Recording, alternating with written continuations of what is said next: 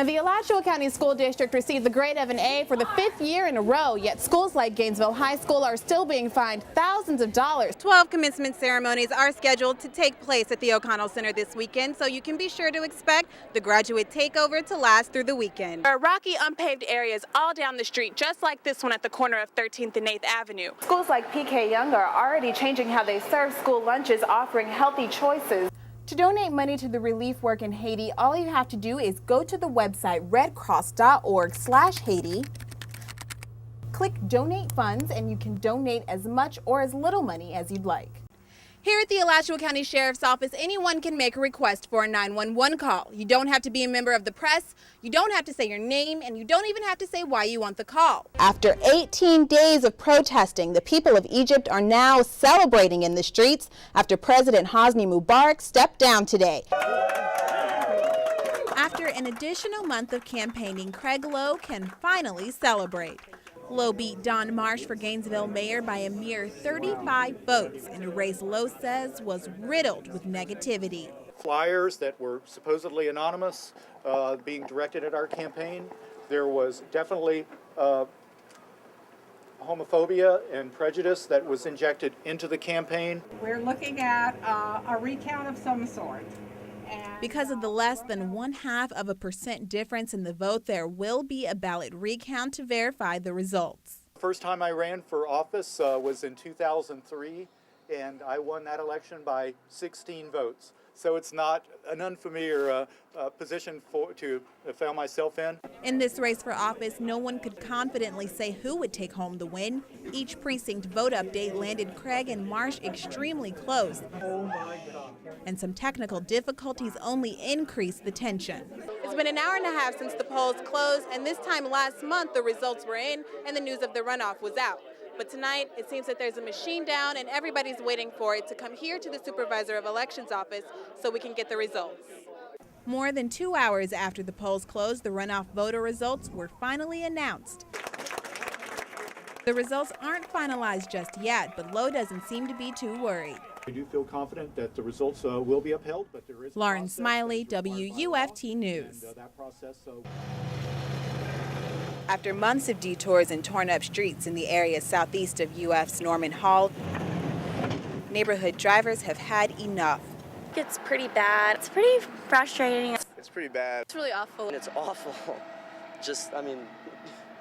It's just clearly abysmal. Due to city efforts to renew the area, Gainesville Regional Utilities is upgrading pipes between 9th and 13th Street. Drivers are frustrated with road conditions. The car would have to stop because I'm being a jerk because I have to swerve out of the way. So, yes, if that car kept coming, I would have got in an accident. Ron Herget, the man in charge of water and wastewater engineering for GRU, couldn't appear on camera, but he did tell us his crews hope to be out of the area by this weekend so other work can press on. There are rocky, unpaved areas all down the street, just like this one at the corner of 13th and 8th Avenue.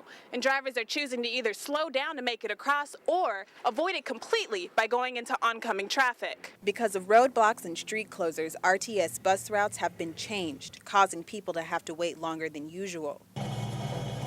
But don't expect any repaving soon. The Community Redevelopment Agency is about to launch a 6-month improvement project in the exact same area. The CRA told us they hope to have new sidewalks built and the roadway repaved by the fall. They said they're going to fix it soon, but it really doesn't seem like it's that of a speedy process.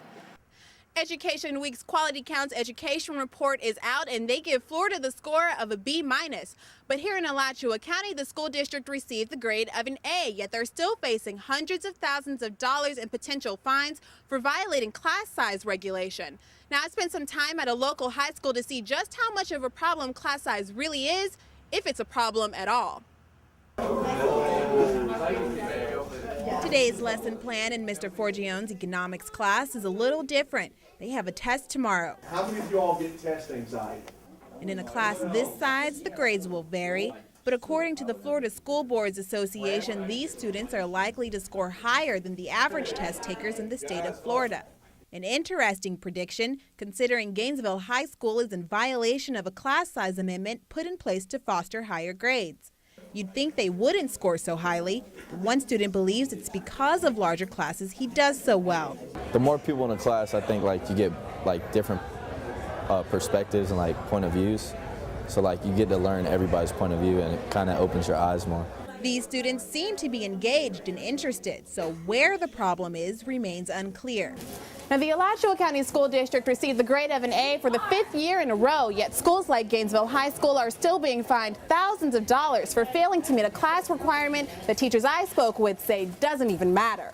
If a district is really doing well, to me, the state legislature would say, well, you know, we want you to meet that class cap size, but because you guys are obviously doing well in your district, we're not, you know, we're going to lessen the fine, or we're going to allow you some latitude. Smaller fines could be a big help, considering the magnitude of the dollar amount of the fines combined with the money spent trying to meet the requirements. To make matters worse, it's not even supposed to be the school district's responsibility to fund the efforts needed to meet the 25 student per class cap.